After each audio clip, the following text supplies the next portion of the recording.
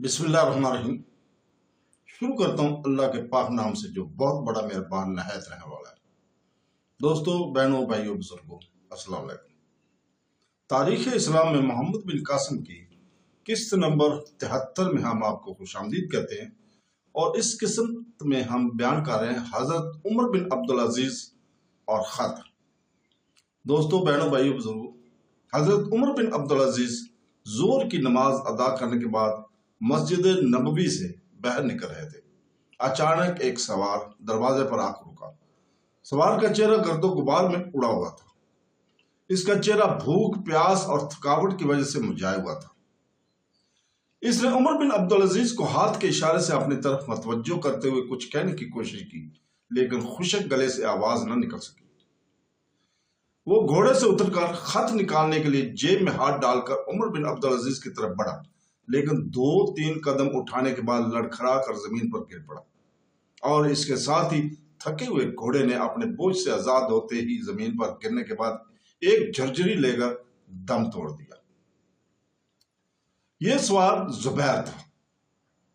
लोग इसे उठाकर मस्जिद के हुजरे में ले गए। थोड़ी देर बाद सवार ने जब होश में आकर आंखें खोली, इस वक्त हजरत उमर बिन अब्दुल अजीज उसके मुंह पर पानी की छींटे दे रहे थे। इसने पानी का प्याला छीनकर पानी की पीने की कोशिश की, लेकर उमर बिन अब्दुल अजीज ने कहा, थोड़ी देर सब्र करो, तुम पहले ही बहुत ज्यादा पानी पी चुके हो, अब कुछ खा लो, मालूम होता है कि तुमने कई दिनों से कुछ नहीं खाया। उमर बिन अब्दुल अजीज के इशारे पर एक शख्स ने जुबैर के सामने खाना रख दिया, लेकिन इसने कहा, नहीं, मुझे पानी की जरूरत है, और फिर चौंक कर अपनी जेब में हाथ डालते हुए कहा, मैं पहले ही बहुत वक्त जाया कर चुका हूं। ये खत लेकर जेब खाली पाकर इसकी आंखें खुली की खुली रह गई। उमर बिन अब्दुल अजीज ने कहा, तुम्हारा खत मैं पढ़ चुका हूं। तुम्हारे घोड़े की दम तोड़ने और तुम्हारे बेहोश हो जाने से मुझे यकीन हो गया था कि तुम कोई जरूरी पैगाम लाए हो। जुबैर ने कहा, तो आप मोहम्मद बिन कासिम के लिए कुछ करेंगे? मैं दमिश्क जा रहा हूं। ये कहते हैं उन्होंने अपने एक साथी की तरफ देखा और सवाल किया, मेरा घोड़ा तैयार करो। उमर बिन अब्दुल अजीज ने उससे कहा, तो उसने जवाब दिया, जी हाँ। जुबैर ने कहा, मैं आपके साथ चलूंगा। उन्होंने जवाब दिया, नहीं, तुम आराम करो, तुम गुज़श्ता सफर में नडाल हो चुके हैं। नहीं, मैं बिल्कुल ठीक हूं।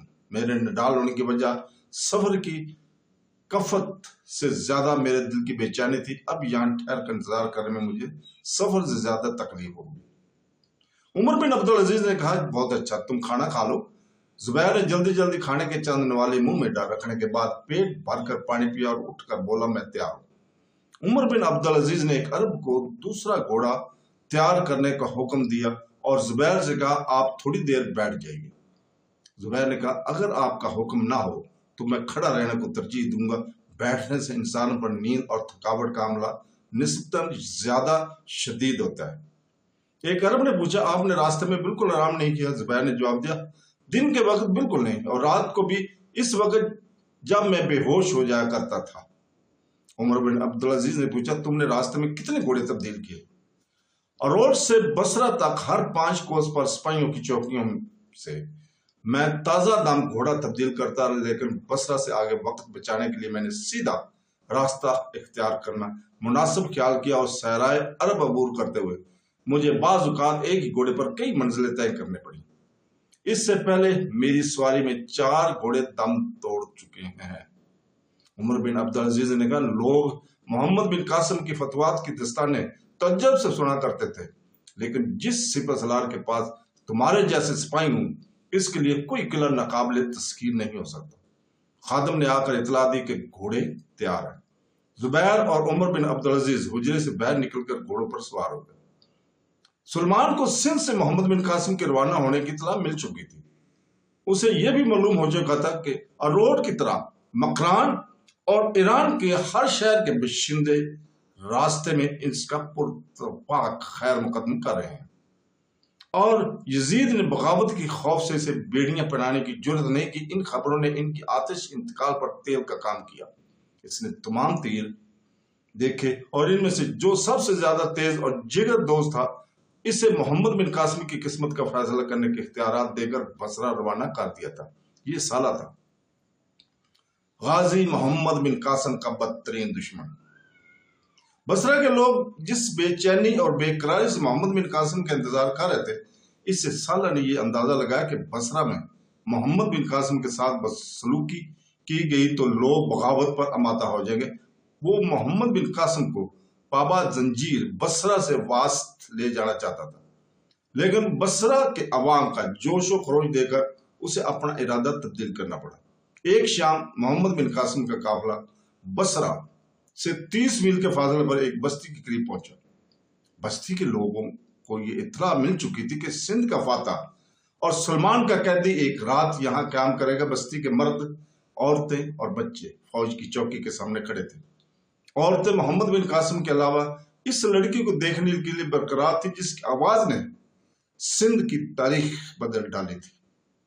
محمد بن قاسم کو دیکھتے کئی نوجوان بھاگ کر ان کے گرد جمع ہو گئے۔ کئی ہاتھ بے وقت اس کے گھوڑے کی باغ تھامنے کے لیے بڑے۔ عورتوں نے چوکی سے کچھ فاصلے پر ہی محمل بردار اونٹ ٹھہرا لیا۔ زہرا اور نعید کو ایک مکان میں لے گئی۔ چوکی کے محافظ سپاہیوں نے مالک بن یوسف کو بتایا کہ سالہ راستے کے ہر بستی میں محمد بن قاسم کی آؤ وقت کی خبریں سن کر سخت مضطرب ہے، اور اسے یہ خطرہ ہے کہ بصرہ کے لوگ شاید زیادہ جوش و خروش کے ساتھ ان کا خیر مقدم کریں۔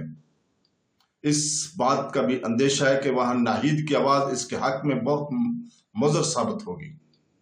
اس لیے اس نے فیصلہ کیا کہ محمد بن قاسم کو سیدھا واسط پہنچایا جائے۔ وہ ان لڑکیوں کو بھی بصرہ پہنچنے سے روکنا چاہتا ہے، شاید وہ صبح تک خود یہاں پہنچ جائے۔ چوکی کے سالار نے مالک کو سالہ کا وہ خط دکھایا جس میں ہدایت تھی کہ محمد بن قاسم کو اس کی آمد تک روکا جائے۔ گزشتہ سفر میں محمد بن قاسم کو قریب سے دیکھنے بعد مالک بن یوسف کو ان کے ساتھ غایت درجہ کی حقیقت ہو چکی تھی۔ اس کا خیال تھا کہ بصرہ کے لوگوں کا جوش اور خروش سلمان کو محمد بن قاسم کے متعلق اپنا ارادہ تبدیل کرنے پر مجبور کر دے گا۔ واسطہ ولید کی موت کے بعد پھر ایک بار خارجی عناصر کا مرزق بن چکا تھا۔ اس سے امید نہ تھی کہ وہاں سے محمد بن قاسم کے حق میں کوئی آواز اٹھے گی۔ وہ عشاء کی نماز کے بعد کچھ دیر اپنے خیمے سے بہر پریشانی کی حالت میں ٹہلتا رہا۔ بالآخر وہ ایک مضبوط ارادہ لے کر محمد بن قاسم کے خیمے میں داخل ہوا۔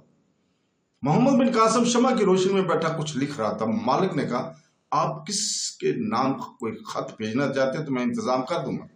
محمد بن قاسم نے جواب دیا، نہیں، یہ خط نہیں، میں ایک نئی قسم کی منجنیق کا نقشہ تیار کر رہا ہوں۔ میرے خیال میں اس سے پتھر زیادہ دور اور زیادہ صحیح نشانے پر پھینکا جائے گا۔ تو دوستو، اس کے ساتھ ہی ہم آج اجازت چاہتے ہیں کل تک کے لیے۔ کل انشاءاللہ تعالی ہم دوبارہ آپ کے سامنے حاضر ہوں گے۔ اللہ حافظ۔